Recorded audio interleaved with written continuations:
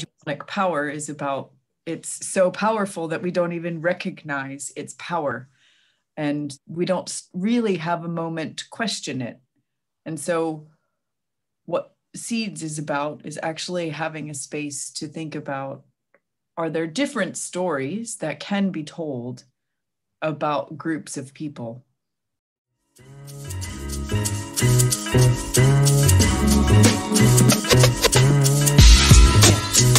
The promenade, the people walking, the people talking, people talking.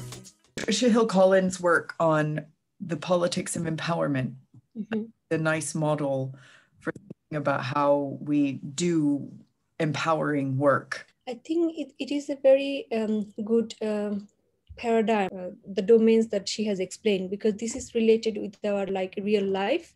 Because once we think about those four pattern of this like power, so it is true that hegemonic power is like quite relevant to our social life and personal life, which is right linked to that other two domains of power.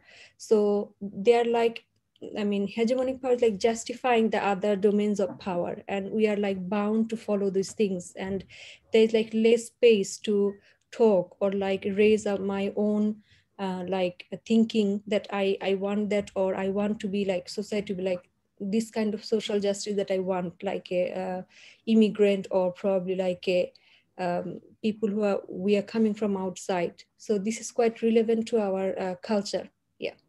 Yeah, like you were saying, like hegemonic power often for me feels like the stories that our cultures tell about groups of people.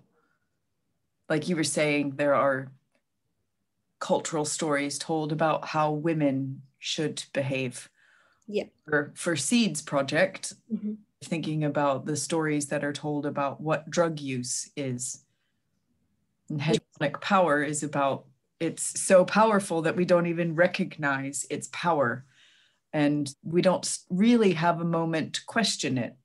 And so what Seeds is about is actually having a space to think about, are there different stories that can be told about groups of people? Yeah, because this is something that, as I said, that hegemonic power and the other different domains of power, they just like tell us how we act and then what we should do. There is no a specific place that we can share our own experience. And project like Seed is like a very good platform, or like a open platform for a critical conversation, so people can come and talk. Society, there is a perception that people who use different kinds of substance, they're bad people, they're different than others.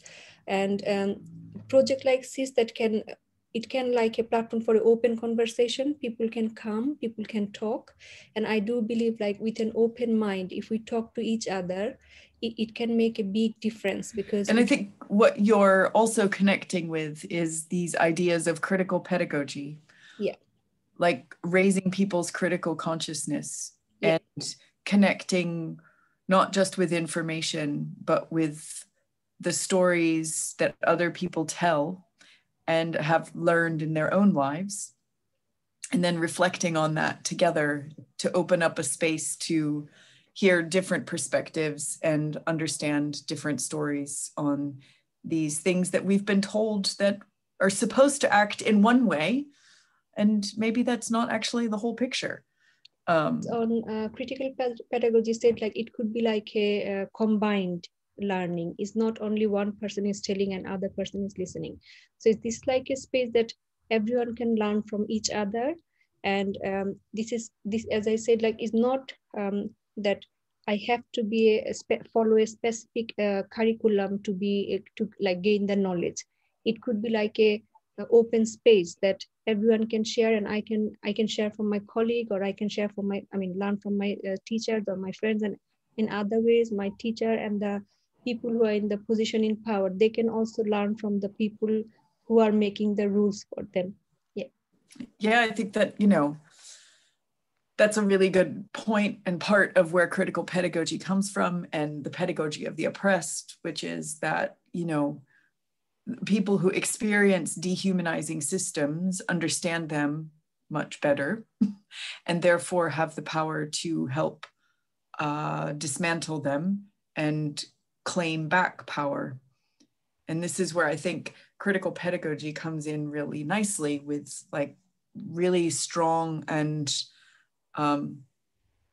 transformative ideas around empowerment.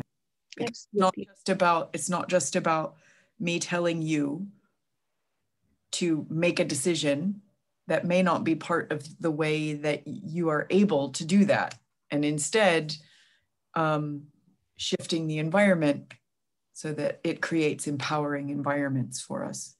Yeah, it's like such an important point in drug reform, is to move the focus from the substance or the individual to what's going on in the environment. Yeah, because the current policy, as you can see, is not working the way it should be, because that's why we want this change. And because of this change, we need like a conversation or participate from the people who are going through this situation. I mean, you know, one of my favorite quotes from Paulo Freire is, "We cannot enter the struggle as objects only to later become subjects." And that for me just encapsulates what we're trying to do here, which is to bring people in, understanding their story and giving them a space to tell new stories and have other people listen. And then we change the narrative. Yeah, even though this writing is like the transformation of silence into language to action. If we think this way, I mean, we need to break this silence. We need to talk. So how do you think you can go out and empower other people? Well, I can probably start from my family. Our culture, like we have been told that like any kind of substance users or anything, like we need to like keep away ourselves from them, because they're not the people that we can talk or we can like maintain a relationship like regularly. So I can also speak with my community people here, like probably one of their family members is suffering and they couldn't talk because like they feel ashamed that one of the family members is like using that kind of substance. And also I believe in community leaders, it could be like imam in mosque who is like leading, or every Friday once we pray the Jummah, before Jummah there is like a time that we talk about these different kind of social issues. It's called like khutbah time. So if we think about those religious leader like imam who can make this awareness in the community through the mosque, especially the Friday prayers and afternoon prayers, on that time they usually talk about different kind of social issues. We can communicate with the people, we can engage people with that. So I believe I can send this message to my brother who are attending on the mosque, or the relatives or friend who can talk to the imam and make this awareness. That's why people need this support and why they need this kind of open conversation. Yeah. Well, as the great Bell Hooks says, the classroom remains the most radical space of possibility in the academy. And I guess we're just trying to bring that everywhere, right? Yeah. Talk to me. You got some nerve and you're standing up right in front of me. You talk to you and talk